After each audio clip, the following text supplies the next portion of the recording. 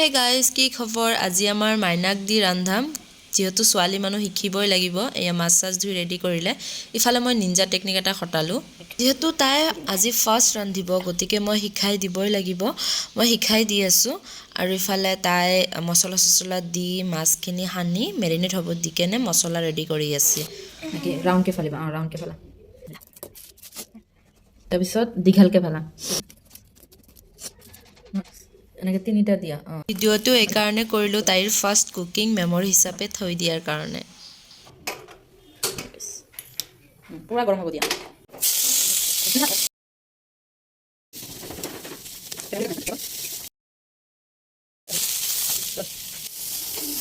Bus bus good.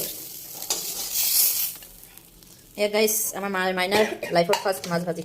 চব্জি বহাই দিলে আপোনালোকে ভিডিঅ'টো কেনেকুৱা পালে কমেণ্ট বক্সত জনাব। আৰু চব্জি ৰেডি।